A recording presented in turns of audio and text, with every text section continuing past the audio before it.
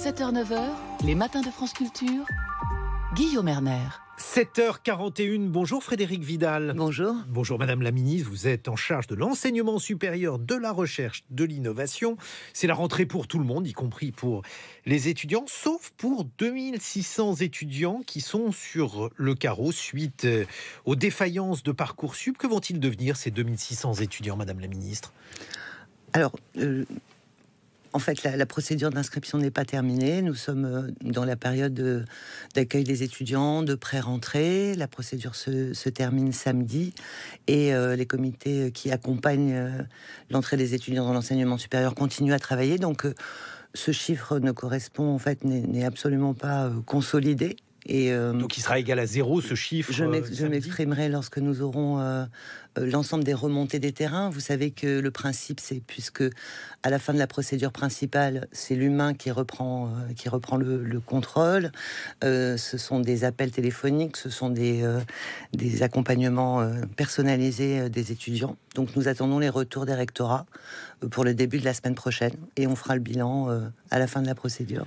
Plus généralement, lorsque Parcoursup a été lancé, Madame la Ministre, l'idée était de mieux orienter les étudiants. Or, j'ai lu une interview de la présidente de l'Université de Lyon, Valérie Haas, qui disait finalement aujourd'hui, on en est toujours au même taux d'échec dans les premières années d'université. Comment cela se fait-il ? Toujours 53% de réussite, 47% d'échec, donc si je compte bien. Pourquoi n'y a-t-il pas d'amélioration du taux de réussite alors que Parcoursup, c'était avant tout cette promesse ? Alors d'abord, c'est un cas parmi d'autres. C'est effectivement l'Université de Lyon 2. Vous savez que l'an dernier, les universités étaient plus ou moins préparées à mettre en place les parcours d'accompagnement.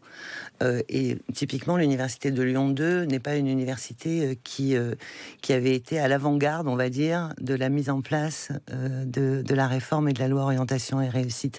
Moi, j'ai d'autres chiffres. Traîner des pieds ? Non, c'est pas une question de traîner les pieds ou de mauvaise volonté. C'est une question d'organisation et c'est une question aussi des disciplines qui sont enseignées dans cette université. J'ai un retour de la conférence des doyens des STAPS, qui était l'un des points noirs que Parcoursup nous a permis de régler, qui, eux, indiquent au contraire avoir plus 10% de réussite. Donc voilà, je pense que là aussi, le bilan, il se fera évidemment sur le cycle licence, puisque la vraie difficulté, c'est d'avoir 30% des jeunes qui entrent en licence, qui au final obtiennent leur diplôme en 3 ans. Il y a quand même beaucoup d'universités qui ne suivent pas les directives du ministère. Par exemple, sur les étudiants étrangers, c'est une loi très polémique. Il n'y en a que 7 sur 73 qui ont suivi votre proposition de faire payer les étudiants étrangers. Est-ce que ça ne montre pas que cette loi, finalement, entre nous, c'était une mauvaise loi, Madame la Ministre ? Non, pas du tout. Je crois que c'est vraiment une façon de regarder les choses qui est un petit peu étrange. Il y a un décret qui fixe les droits d'inscription pour l'ensemble des étudiants en France, et notamment des droits différenciés pour les étudiants internationaux. Et ce que j'ai indiqué depuis le début, puisqu'il y a une large concertation avec les établissements, c'est qu'il fallait en fait 3 choses. Il fallait améliorer les conditions d'accueil des établissements, et de ce point de vue-là, nous avons mis à leur disposition 15 millions d'euros pour mettre en place des cours de français langue étrangère, mettre en place des bureaux d'accueil pour les étudiants internationaux, simplifier les démarches administratives. Ensuite, il fallait qu'ils affinent leur stratégie internationale, avec quels établissements ils voulaient collaborer. Et dans ce cas-là, les droits d'inscription qui s'appliquent sont les droits qui sont fixés par les conventions. Et faire en sorte que les étudiants internationaux qui ont les capacités de payer, eh bien, participent à un système redistributif et fassent en sorte que tous les étudiants, qu'ils payent ou non, soient mieux accueillis. Donc, je leur ai dit que évidemment, ils pouvaient utiliser les outils à leur disposition, notamment les outils d'exonération. Et donc, en fait, certaines universités, là encore, étaient à l'avant-garde et ont pu le faire dès cette année.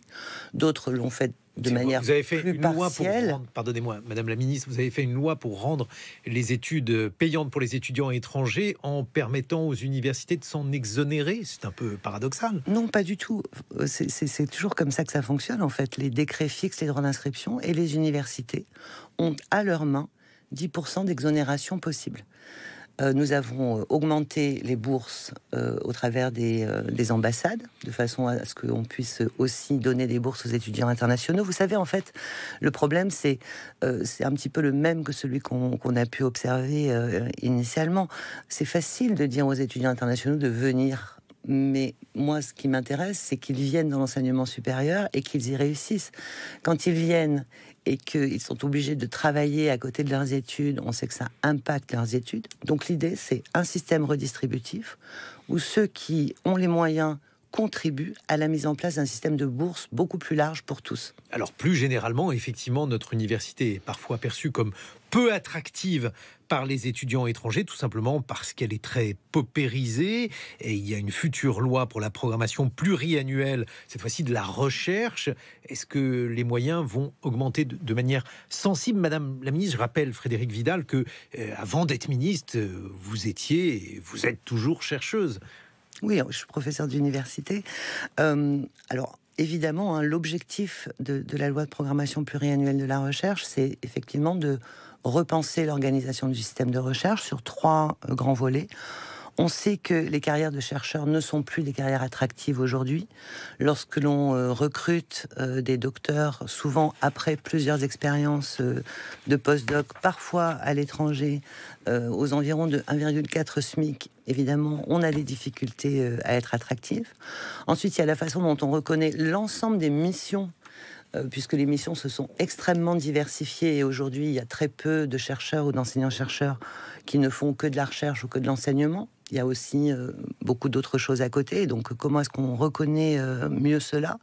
Comment est-ce que l'on facilite aussi l'innovation en soutenant les partenariats publics-privés? Comment est-ce qu'on fait en sorte que toute cette connaissance qui est sur les étagères des universités et des laboratoires puisse contribuer au bien de la société? Il ne faut pas oublier que la recherche comme l'enseignement supérieur public sont financés par la contribution de l'ensemble de nos concitoyens.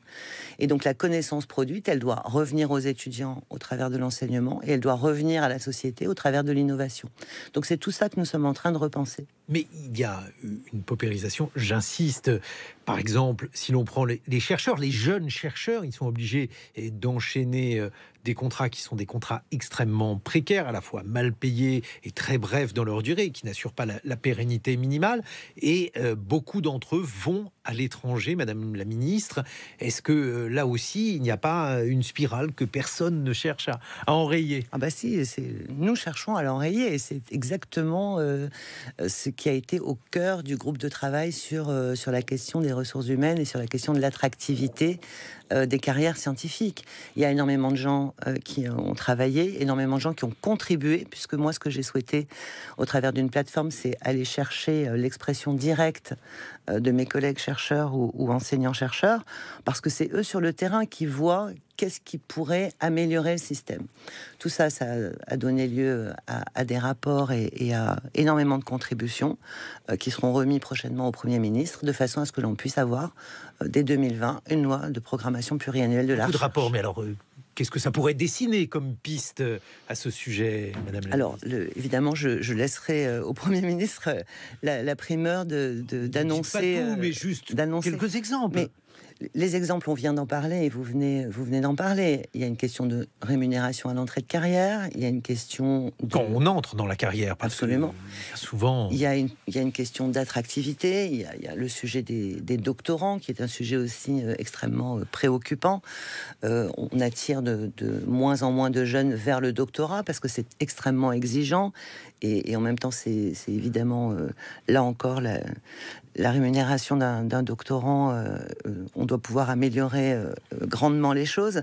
Il y a aussi les circuits, la façon dont on finance la recherche, comment est-ce qu'on remet plus de financement sur la recherche de base, comment on simplifie les règles, comment on fait en sorte qu'un laboratoire qui a 5 tutelles n'ait pas 5 logiciels de gestion financière, ce qui évidemment va encore la libérer du temps. Comment est-ce qu'on remet du personnel de soutien à la recherche Enfin voilà, c'est tout ça qui va être au cœur de ces rapports. Frédérique Vidal, vous êtes ministre de l'Enseignement supérieur, de la Recherche et de l'Innovation, et vous participez à ce titre à un grand projet de loi, le projet de loi sur la bioéthique. Alors c'est un projet de loi qui présente de nombreux volets, notamment un volet sur la PMA dont on a largement parlé, mais aussi d'autres choses sur les recherches sur les cellules souches. Quel est votre rôle dans ce projet de loi, Frédérique Vidal ? Alors en fait, un projet de loi de bioéthique, c'est on regarde en fait c'est pour ça que c'est révisé périodiquement, on regarde quelles sont les nouvelles technologies et on regarde quelles sont les nouvelles connaissances produites par la recherche et on regarde lesquelles on applique ou lesquelles on refuse d'appliquer. Parce qu'on part du principe que ce n'est pas parce que l'on sait faire quelque chose que forcément on souhaite que ces choses soient faites dans la société.